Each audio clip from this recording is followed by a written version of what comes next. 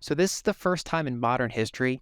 Wow. There are some similarities back in, say, the 40s or so, but it's certainly in modern history. This is the first time it happened, and the reason it happened is because we've had like 40 years of declining interest rates, and so there's never a time where they sharply raise interest rates so much that their liabilities are yielding a higher interest rate than their existing assets. Whereas in Right. 2022, they raised interest rates so quickly that the interest that they're paying on their bank reserves and interest rates that they're paying on reverse repos are higher than the average interest rate that they're earning on their treasuries and their mortgage-backed securities. And so the Fed now has an operating loss instead of an operating income. And so they're now basically, if they were a normal bank, they'd be on the verge of insolvency. Yeah. But because they're a central bank, they're different.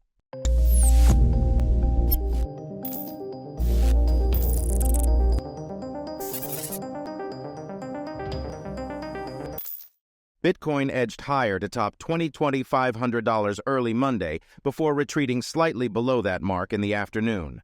Hello and welcome to Money Talks. In today's video, Lyn Alden updates her outlook for Fed losing money in 2023 and more. One reason is because of the way the accounting's set up, they don't get kind of near-term consequences for having negative equity. And so the way that Federal Reserve accounting works, so right now they're operating a loss. They're no longer sending money to the Treasury because they're not making money to send it to. But then what they're essentially doing is they're eating into their equity. But instead of actually market to market and saying, okay, now we're actually approaching negative equity, they give themselves an asset. It's called basically it's a deferred asset, so that in the future, if they're ever profitable again, they get to pay themselves back first. They get to dig themselves out of this hole before they would resume having to give their excess profits back to the Treasury. And so it's kind of like if you had a business and it starts to go bankrupt, and you say, well, in the future there'll probably be a time when I'm not bankrupt, and so you basically borrow from the future, from my future self to pay back when that happens. That's kind of the thing that the Fed's doing, where they're approaching negative tangible equity. But unlike a normal bank, there's no consequences when they hit zero. But there's no consequences immediately, at least when they go negative. And so the main difference is just that they can continue operating, and it's actually the main consequences are for the Treasury. The Treasury now has lost $100 billion income source. Yeah. And even in the future, when the Federal Reserve is profitable again, if they're profitable again, it would be a long time before that income source is recovered, because the Federal Reserve would be not sending remittances to the Treasury because it would be digging itself out of its prior hole before it would ever begin sending more money to the Treasury. So basically, the Federal Reserve is able to do it because the consequences are, for the most part, not on them. They're on the Treasury, they're on the taxpayer, rather than them. Now, if it goes on long enough and kind of to a significant enough degree, you could start raising questions around central bank independence, right? Because if you're technically insolvent, that starts getting that's a different scenario, but that's a long way off. In this sort of intermediate phase, they have virtually zero consequences for this, and the consequences are instead on the Treasury. The largest cryptocurrency by market value was recently trading above $22,400 and squarely in the narrow range it's occupied since Thursday, when traders liquidated some $78 million in long positions amid worries about Silvergate Capital. Bitcoin, BTC, had been trading at around $23,500 for much of the previous week, winding into February. It seems the more Wall Street positions itself for a major sell-off with risky assets, markets refuse to break. So it is getting worse. It's probably going to continue for a long time. It's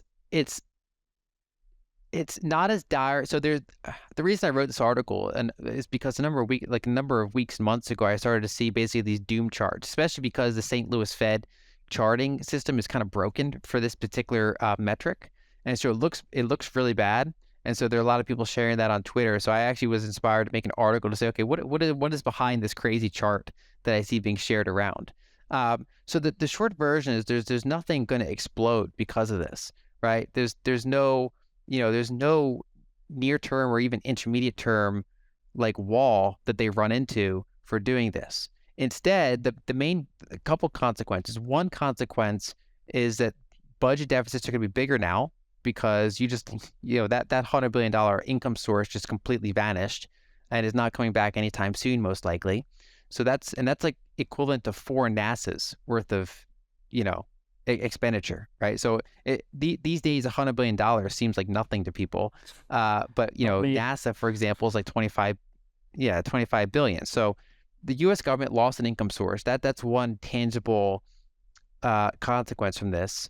Um, on the other side of that, the commercial banking system is basically getting paid pretty well because of this, because all that negative equity is basically draining out of the Fed and going into the commercial banking system. So they're actually making out pretty well. Those liabilities, those higher liabilities from the Fed, those higher yielding liabilities, I should say, that's paying out to banks. So banks are basically getting paid to do nothing. So they don't mind the situation. And the longer term potential consequence is you'll get someone like Senator Warren or others either complain that the Federal Reserve is paying banks too much, or you'll get people started to say like, hey, why do you have this much negative tangible equity? Doesn't that threaten your central bank independence?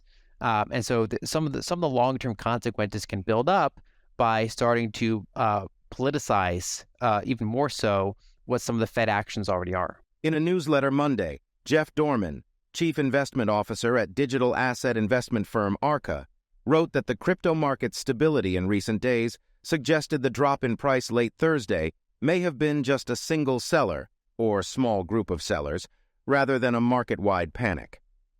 ETH, the second largest cryptocurrency, was recently changing hands at 1,560 up 0.4% from Sunday, same time.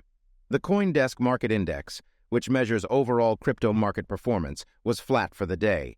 BTC and ETH have tumbled about 3.1% and 2.5% respectively over the past 7 days. A report from crypto data firm Kaiko highlighted that the funding rates of these two assets turned negative last week, suggesting bearish market sentiment. One thing I like to highlight is that it's very different than 2008. 2008, banks were at risk due to basically deflationary collapse. There's way more claims than there were base money. And so it's a risk of all falling apart. Now, instead, I think the key risk is longer term inflation. Doesn't mean you can't temporarily get the inflation rate down, but it means that as long as these forces exist, the inflation rate's bias is up. And so unless it's actively being held down, it's ready to kind of keep popping up or kind of keep being a problem.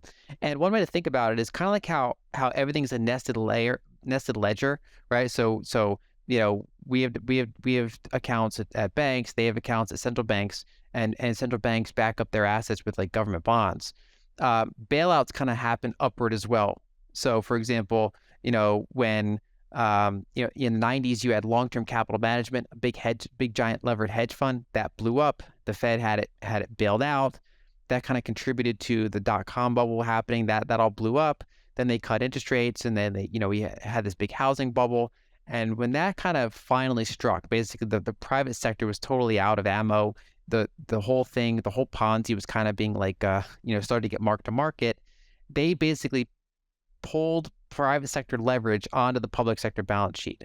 And so it all kind of wound up on either the Federal Reserve in some cases, or it wound up just right in government deficits and debt. And what we're seeing now is that when all that is held up to the sovereign level, when you have all the debt goes up very high, the only place to kind of release it from there is onto the currency, right? So you get ongoing currency devaluation, ongoing off and on inflation, and ongoing periods of time where however high or low yields are, they're spending most of the time below the prevailing inflation rate, and therefore savers, bondholders, all these types of holders in the system are essentially getting devalued, and that's kind of just spreading out the losses to anyone who's involved in the currency. So, what are your thoughts about Lyn Alden's prediction? Tell us in the comments. Also, don't forget to like and subscribe. See you soon with the next video. Thank you so much for watching.